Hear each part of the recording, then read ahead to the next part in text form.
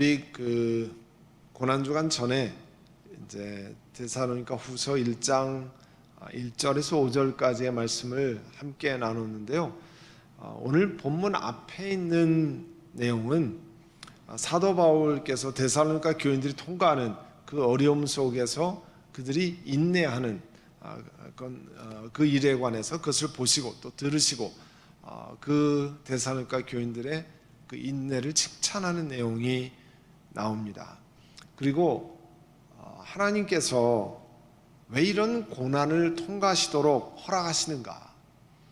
하나님은 전능하신 분이라고 하셨는데 왜 이런 데살로니가 교인들이 아예 고난을 받지 않고 그냥 편안하게 가면 더 좋지 않겠는가? 이게 다 우리가 생각하는 거잖아요.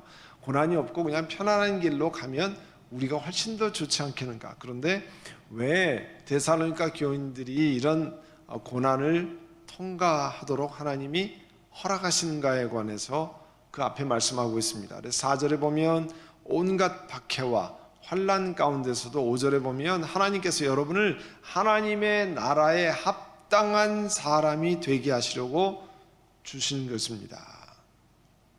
하나님 나라에 합당한 사람으로. 그러니까 하나님의 관심은 내가 잘 되느냐? 내 생각에 우리 세상의 관점으로 봐서 잘 되느냐? 잘 나가느냐? 혹은 성공하느냐? 아니면 평안하냐? 이것에 모든 초점이 있는 것이 아니라 하나님의 관점은 하나님의 나라에 들어가는 데 합당한 사람으로 만들어가는 데 있다는 거죠. 그리고 예수 그리스도를 닮아가는 사람으로 만들어가는 데 있다는 거죠. 그러기 위해서는 우리가 우리가 찰흙으로 뭘 빚고 혹은 옹기장이가 옹기를 빚을 때 필요한 대로 다 이렇게 좁히기도 하고 넓히기도 하고 혹은 정으로 쪼기도 하고 그 조각가 하나님이 만드시는 귀한 걸작품을 만들기 위해 지난번에 한번 그걸 우리 같이 공부했습니다만 정으로 치기도 하고 톱으로 잘리기도 하고 여러 가지 일을 하시는데 그게 다른 것이 아니라 하나님 나라에 합당한 사람이 되도록 하기 위해서 그렇게 한다는 거죠. 그래서 여러분은 그 나라를 위하여 고난을 당하고 있습니다. 그 고난이 그리스도의 합당한 사람으로 만들려고 하면 하나님께서 그런 일을 위해서 우리를 빚어가신다는 거죠. 그래서 로마서 8장 17절에 보면 자녀이면 상속자이기도 합니다. 우리가 하나님과 함께 영광을 받으려고 그와 함께 고난을 받으면 우리가 그리스도와 함께 영광을 받으려고 그와 함께 고난을 받으면 우리는 하나님의 정해진 상속자요 그리스도와 더불어 공동 상속자입니다. 지금은 고난을 받지만 지금은 현재를 살아가는 우리는 고난을 받지만 그러나 우리들을 하나님의 나라에 들어가도록 준비시킨다는 거죠. 그렇게 준비하기 위해서 우리가 고난과 아픔을 통과한다고 말씀했습니다. 그게 이제 데살로니가 후서를 시작하면서 5절까지 그 말씀을 주시고 오늘 우리가 읽은 6절에 보시면 하나님이 공의를 베푸신다고 그랬어요. 여러분을 괴롭히는 자들에게는 괴로움으로 갚아주시고 괴로움을 받는 여러분에게는 우리와 함께 안식으로 갚아주십니다. 이거 읽으면 좀 속이 시원하지 않으세요? 네? 속이 우리가 말해 시원하잖아요. 하나님은 공의를 베푸시는데 우리를 괴롭히는 자들에게는 괴로움으로 갚아주신다 그랬잖아요. 다만 우리가 바라는 건 내 눈에서 나를 괴롭히는 사람을 좀 시원하게 좀 여기 있는 것처럼 괴로움으로 좀 갚아주시면 좋겠는데 이거는 이제 종말의 때를 이야기합니다. 그러니까 내 눈에서 내가 볼 때 혹은 내가 이 땅을 살아갈 때는 그런 일이 아닐 수 있습니다. 그렇게 아닐 수 있어요. 그렇지만 궁극적으로는 반드시 하나님을 섬기는 사람들을 괴롭히는 사람들을 하나님께서 갚으신다는 거예요. 징계하신다는 겁니다. 그리고 우리가 이제 생각하기에 우리 예수 믿는 사람들을 어렵게 만들고 힘들게 만드는 것 참 왜 하나님은 전능하신 하나님이 왜 그리스도인들이 고통받고 아파하는데 그걸 그냥 놔두실까?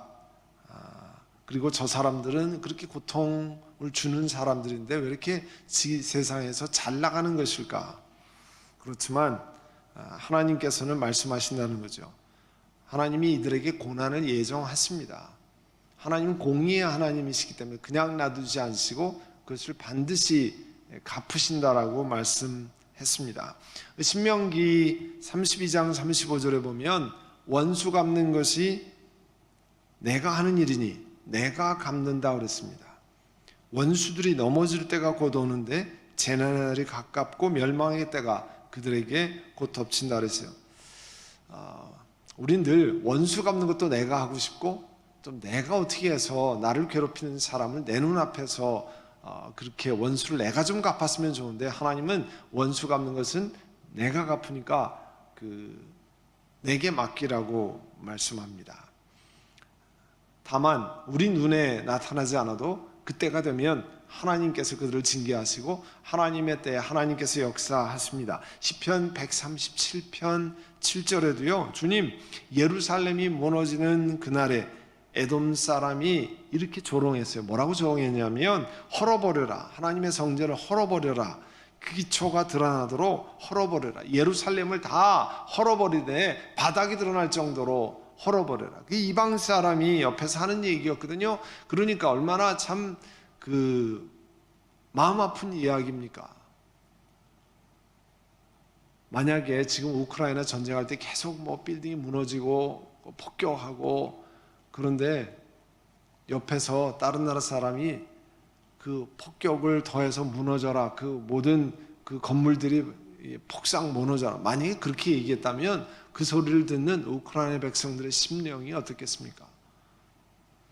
딱 그렇게 이스라엘 백성들에게 이야기할 때요, 내가 우리에게 입힌 해를 그대로 너에게 되갚는 사람에게 복이 있을 것이다. 하나님이 다시 되갚는다고 하는 것을 그들에게 말씀을 하셨습니다. 그렇게 하나님은 공의의 하나님, justice, God of justice, 이 공의의 하나님이시기 때문에 하나님께서 기억하시고 하나님이 역사하시고 갚으신다는 거예요. 그런데 7절의 후반에 보면요, 이 일은 주 예수께서 자기의 권능 있는 천사들과 함께 하늘로부터 불꽃에 쌓여 나타나셔서 하나님을 알지 못하는 자들과 우리 주 예수의 복음에 순종하지 않는 자를 처벌하실 때 일어날 것입니다. 그런데 여기도 아까 말씀드린 것처럼 이 하나님이 원수를 갚으시는 그때는 어느 때냐면 7절 후반절에 있는 것처럼 예수께서 자기의 권능 있는 천사들과 함께 하늘로부터 불꽃에 쌓여 나타나시는 것, 이거는 이 그리스도께서 이 땅에 다시 왕으로 오시는 재림의 사건, 세컨드 커밍의 사건을 묘사하는 대표적인 표현입니다. 그러니까 그리스도께서 불꽃에 쌓여 천사들과 함께 하늘로부터 오신다, 하나님이 이 땅을 다시 통치하러 오신다고 하는 것의 상징적인 표현이에요. 그러니까 우리 눈에는 보이지 않지만 종말의 때에 그런 일이 일어날 것을 말씀하고 있습니다. 그리스도의 재림을 묘사하는 거예요. 그러니까 지금 데살로니가 교인들이 고난을 통과하고 어려움을 통과하는데 그들에게 사도 바울을 통해서 하나님이 말씀하시는 거잖아요. 하나님이 갚으시는데 안타깝게도 내 눈에 볼 때 갚으면 더 사람 마음이 속이 시원하겠지만, 그러나 하나님의 계획은 우리랑 다르기 때문에 하나님 나중에 재림하실 때 불꽃에 쌓여 천사들과 함께 재림하실 때에 그런 일이 있을 것이라는 것을 말씀하고 있습니다. 영국의 국교가 Church of England죠. 그게 미국에 와선 성공회, 에피스코펠리안, 한국에서는 성공회라고 그러고 미국에서는 에피스코펠리안, 혹은 미국에서는 앵글리칸 처치, 영국 교회라서 앵글리칸 처치라고 그러는데 영국에서는 Church of England라 그렇게 이야기합니다. 그 영국 국교도들이 성찬을 할 때, 이 커뮤니언 서비스를 할 때 외치는 고백이 있다고 그래요. 뭐라고 외치냐면, 그리스도께서 죽으셨습니다. 그리스도께서는 부활하셨습니다. 그리스도께서는 다시 오실 것입니다. 굉장히 중요한 고백이죠. 그리스도께서 십자가에 죽으셨습니다. 근데 그리스도께서 부활하셨습니다. 그걸로 끝나는 것이 아니라 그리스도께서 다시 오실 것입니다. 그와 같은 것을 성만찬할 때마다 그 처치 오브 잉글랜드는 고백한다는 거예요. 그 고백은 우리 자신에게 그와 같은 것을 되뇌이는 거잖아요. 우리도 사도신경을 할 때마다 이와 같은 고백을 그리스도께서 다시 오실 거라는 고백을 되뇌이잖아요. 그래서 사도신경을 할 때마다 우리가 우리 주님 앞에 하나님 앞에 고백을 드리지만 우리 영혼에도 외치는 거잖아요. 그리스도께서 다시 오실 것입니다. 그땐 심판주로 오실 것입니다 하는 것을 말씀하고 있어요. 그러니까 그리스도께서 다시 오실 때에 데살로니가 교인들을 핍박하고 괴롭혔던 사람들 당연히 괴로움을 당하게 하시고 환난받는 사람들에게 사도와 함께 안식으로 갚으시는 것을 보면 하나님의 심판이 공정하다는 거예요. 지금은 그렇게 안 보이는 것 같지만 하나님께서 그들을 심판하게 하시고 대신 그리스도인들은 그때 고난과 아픔의 때에 안식하게 만드신다는 거예요. 이 세상이 심판이 있을 때 하나님께서는 그리스도인들에게 안식하도록 만드신다는 겁니다. 그래서 9절 보시면요, 그들은 주님 앞과 주님의 권능의 영광에서 떨어져 나가서 영원히 멸망하는 형벌을 받을 것입니다. 그러니까 형벌을 어느 정도의 형벌이냐면 주님 앞과 주님의 권능의 영광에 떨어져 나가서 영원히 멸망하는 형벌을 받을 것입니다. 그러니까 이 그리스도인들을 괴롭히고 악하게 했던 사람들 하나님이 심판하실 때 사실은 영원히 떨어져 나가는 그런 엄청난 심판이 있을 거라고 하는 것을 말씀합니다. 교인들을 위로하고 격려하는 말씀이에요. 그래서 10절에 주님께서 이 땅에 다시 오시면 자기 성도들에게서 영광을 받으시고 모든 믿는 사람에게서 찬사를 받을 것입니다. 악인들이 받을 형벌을 지금 언급했어요. 지금까지 이 땅에 하나님의 원수를 갚으신데 그 악인들에게 징계하는 말씀을 하셨습니다. 그 다음에 그 모든 믿는 사람에게서 찬사를 받을 것입니다. 여러분은 우리가 여러분에게 전한 증거를 믿었습니다. 예수 그리스도는 본래 영광스러운 분이시죠. 영화로운 분이시죠. 그런데 재림 때에 자기 백성들을 통해서 영광을 받으신다. 그 영광을 받으실 뿐만 아니라 성도들도 그리스도께서 영광을 받으시는 것은 우리가 이해할 수 있는데 성도들도 그때는 그 하나님의 자녀로서 영광을 누리게 된다는 거예요. 그러니까 그리스도께서 높임을 받지만 재림 때에는 예수 믿는 우리들도 이 자리에 계신 여러분도 온라인에서 함께 예배드린 여러분도 하나님께서 여러분을 영광스럽게 만드신다는 거예요. 얼마나 영광스럽게 될지 우리가 다 이해하지 못하고 다 상상하기 어려울 때가 많지만 그런데 하나님의 사람들을 그렇게 만드신다라고 자녀로서 영광을 누리게 하신다라고 하셨습니다. 그리고 이제 오늘 본문 11절 12절에는요 데살로니카에 있는 교회를 위해서 사도 바울이 기도하는 내용이 나옵니다. 그래서 11절에 보시면 그러므로 우리가 언제나 여러분을 위해서 기도합니다. 여러분을 위해서 기도합니다. 그것은 우리 하나님께서 여러분을 그의 부르심에 합당한 사람이 되게 해주시고 여기 다시 나오잖아요. 그리스도의 부르심에 합당한 사람이 되도록 여러분을 되게 해달라고 기도하고 또 그의 능력으로 모든 선한 뜻과 믿음의 행위를 완성해 주시기를 비는 것입니다. 어떤 기도를 드리냐면 오늘 이 데살로니가 후서도 사도 바울 그 다음에 실로아노 디모데가 쓴 편지입니다. 우리 세 사람이 여러분에게 이런 편지를 하는데 또 여러분을 위해서 기도합니다. 어떻게 기도하냐면 데살로니가 교회 교인들이 하나님의 부르심에 합당하게 바뀌는 사람, 성장하는 사람이 되기를 원합니다. 한국에서는 이제 남자들은 징집제니까 모병, 미국처럼 이제 월급 받는 모병제가 아니고 누구나 대한민국 시민권을 가진 남자들은 다 군대를 가야 되니까 다 군대를 갑니다. 뭐 청년 때도 가고 대학을 졸업하고 나서도 가고 좀 뭐 여러 가지 연령대 이렇게 가는데, 남자들이 군대에 입소해서 논산 훈련소 또 혹은 뭐 이런 교육사단에 가서 그 훈련을 받고 기본 교육을 받고 이제 첫 번째 휴가를 나오면 부모들이 다 얘기합니다. 야, 우리 아들 군인 다 됐네, 군인다워졌네, 다 그렇게 얘기를 합니다. 힘든 훈련을 끝내고 듣는 말이에요.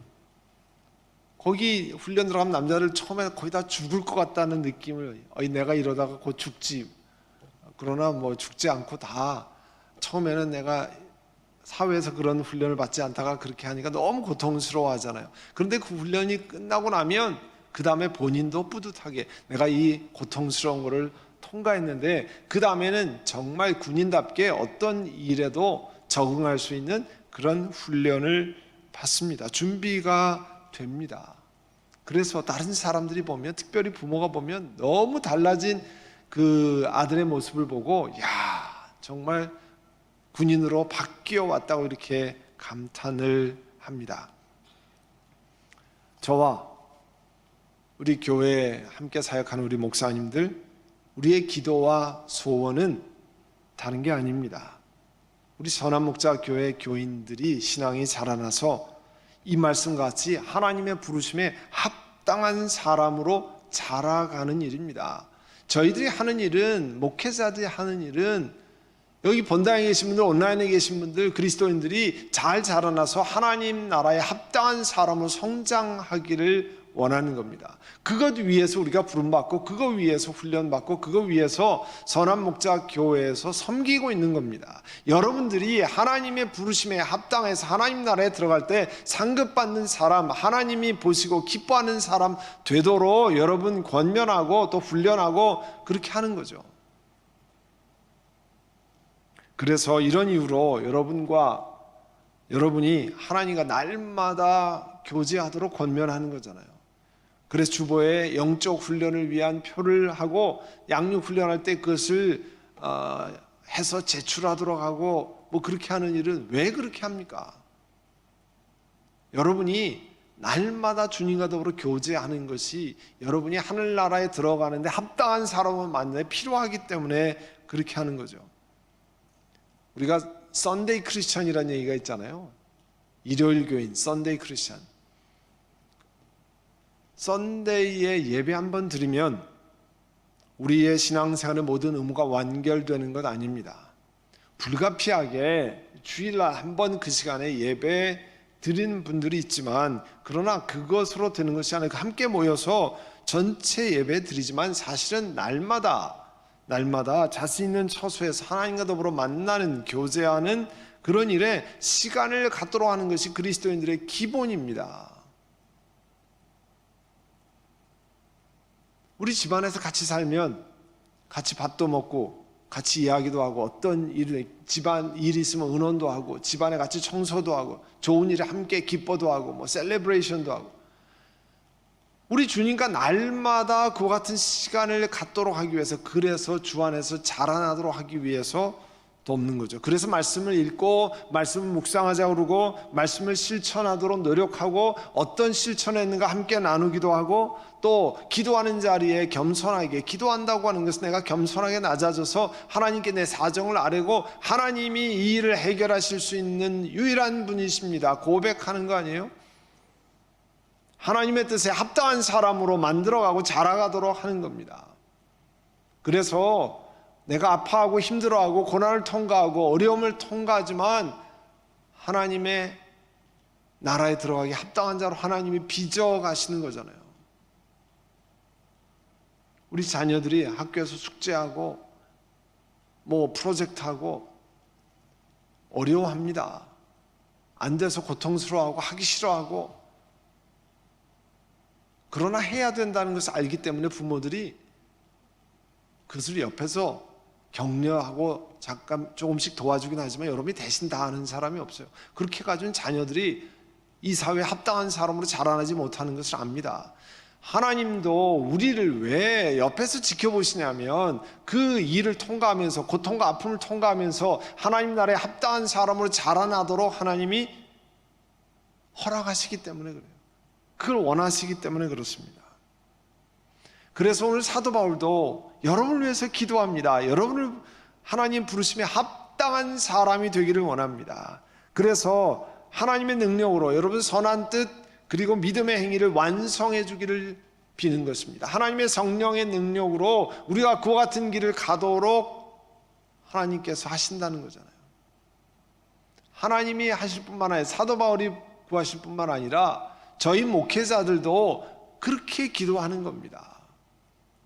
우리 선한 목자 교회에 오는 분들이 다 자라나서 장성한 분량으로 자라나서 하나님 나라에 합당한 사람으로 입성하고 그와 같은 일을 위해서 우리가 같이 하는 거잖아요. 그래서 12절에 보시면 이렇게 해서 우리 하나님과 예수 그리스도의 은혜로 우리 주 예수의 이름이 여러분에게서 영광을 받고 여러분도 그리스도 안에서 영광을 받게 하려는 것입니다. 어려운 여건 속에 있는 데살로니가 교인들, 이 말씀에 보면 그들이 고통과 아픔을 통과했던 사람들입니다. 그 속에서 데살로니가 교인들이 신앙이 변치 않고 여러분들도 어려운 일을 통과하고 힘든 일을 맡고 괴로운 일을 맡지만 신앙이 변개되지 않고 바뀌지 않고 그 안에 성장하기를 바라는 사도 바울의 고백, 저희들의 고백과 마찬가지입니다. 어떻게 해요? 우리 주님 예수의 이름이 여러분에게서 영광을 받는다 표현했잖아요. 우리들 가운데 예수의 이름이 영광을 받는 게 뭐예요? 여러분 가운데, 여러분 집안에서 예수의 이름이 영광을 받는 게 뭡니까? 여러분 개인에게서 예수의 이름이 영광을 받는다는 뜻이 무엇입니까? 우리가 이 땅에서 누리는 모든 것, 우리가 이 땅에서 가지고 있는 모든 건강, 재능, 지식, 시간, 물질이 하나님이 내게 주신 것이라는 고백이 내 속에서, 내 개인에게서 예수 그리스도께서, 하나님께서 영광을 받으신다는 뜻이에요. 이와 같은 것이 여러분이 잘하는 거 많이 있습니다. 여러분이 중요한 역할을 하는 거 많이 있습니다. 여러분이 가진 거 많이 있어요. 여러분이 아시는 거 많이 있습니다. 여러분이 많은 탤런트가 있습니다. 그 가운데 하나님이 영광 받으시는 게 뭐예요? 하나님이 내게 이것을 주셨습니다. 하나님이 그렇게 할 수 있도록 공급하셨습니다. 하나님이 그렇게 할 수 있도록 내게 건강을 주셨고 하나님이 그렇게 할 수 있도록 인내를 주시고 내가 이것을 훈련할 수 있도록 그렇게 하나님이 하셨습니다. 그렇게 고백하는 게 하나님이 내 삶 속에서, 내 가정에서, 내 일터에서 영광 받으시는 거예요. 오늘 사도 바울은 그와 같은 것들을 고백합니다. 우리 주 예수의 이름이 여러분에게서 데살로니가 교인들 가운데서 영광을 받고 우리 예수 그리스도의 이름이 선한 목자 교인들 가운데서 영광을 받으시게 하자는 거죠. 우리가 잊지 말아야 될 것입니다. 하나님께 영광을, all the glory to God, 무슨 뜻입니까? 내 생활 속에서 하나님이 이게 주신 것입니다. 여러분들, 내가 가진 것 셈해보고 잘하는 것 셈해보고 내게 주시는 여러 가지 좋은 것 한번 헤아려 보세요. 그리고 그 끝에 하나님 이 모든 것을 가능케 하시고 허락하시고 누리게 하신 분이 하나님이십니다. 그런 고백을 진심으로 드릴 수 있도록 하나님 내게 이런 많은 것들을 주셨는데 이와 같은 것들이 하나님께로부터 온 겁니다. 하나님이 가능케 하신 것입니다. 하나님이 허락하신 거, 내 마음씀이 하나님이 그렇게 하신 것입니다. 고백하는 여러분 되시기를 바랍니다. 그것이 오늘 사도 바울이 고백하는 것처럼 우리 주 예수의 이름이 여러분에게서 영광을 받으시는 겁니다. 오늘 그와 같은 고백을 드리고 하나님 내 삶에 여러 가지 아픔과 어려움이 있지만 그 속에서 나를 합당한 사람, 하나님 나라에 입성하기 합당한 사람으로 빚어가시는 그 하나님을 찬양드립니다. 그런 고백을 여러분 들으시고 있는데 기도하실 때 하나님 내 삶의 모든 고통, 아픔, 어려움 이런 것들을 하나님 나를 빚으셔서 하나님 나라에 들어가기 합당한 것으로 만드시는 분이 하나님이십니다. 그리고 내게 주신 좋은 것, 귀한 것, 아름다운 것, 많은 것들을 주셨는데 이런 것이 하나님께로부터 온 것입니다. 그런 고백을 우리 이 시간에 여러분 통성으로 같이 들을 때 하나님께서 영광 받으실 것입니다. 우리 함께 기도드리겠습니다.